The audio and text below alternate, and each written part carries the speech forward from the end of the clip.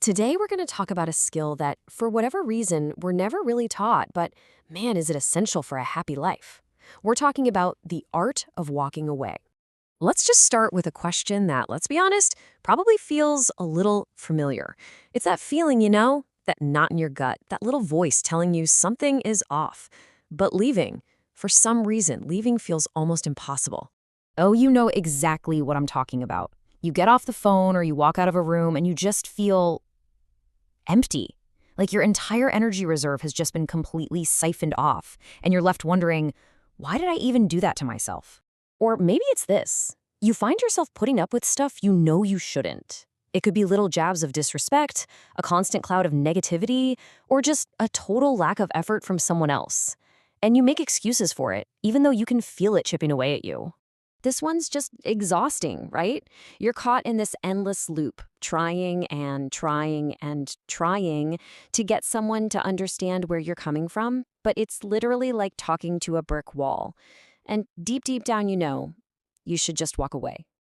So, if we know it's not right, why is walking away one of the hardest things we ever have to do? Well, it turns out it's not a personal failure.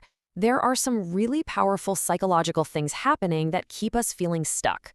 Therapists point to some super clear red flags. And these aren't just little pet peeves. We're talking about feeling constantly drained, realizing the bad times seriously outweigh the good, or, and this is a big one, not even liking the person you become when you're around them.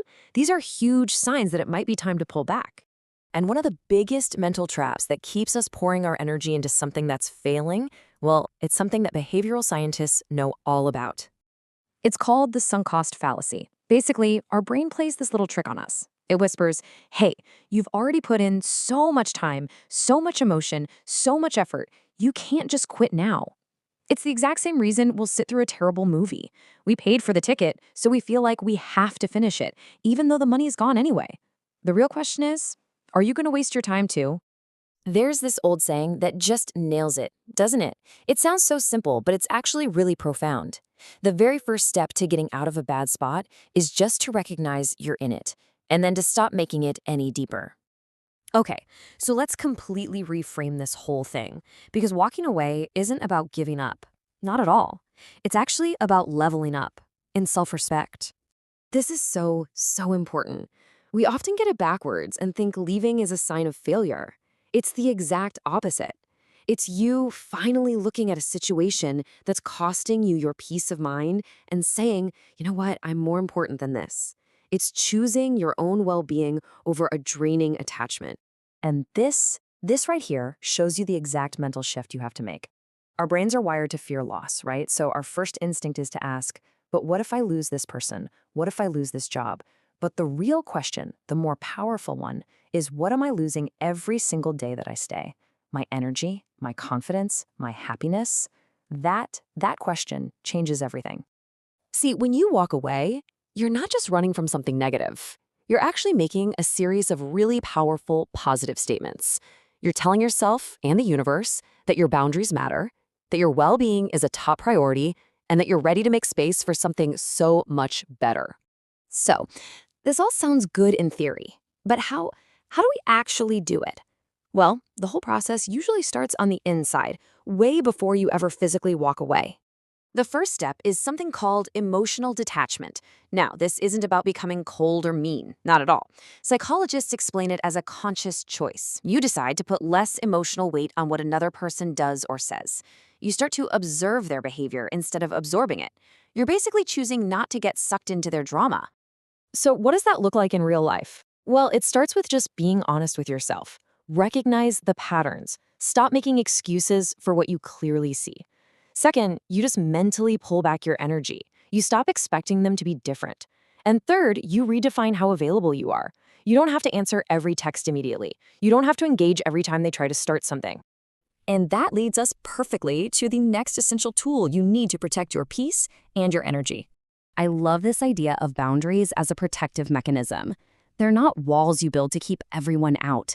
Think of them more like a fence with a gate.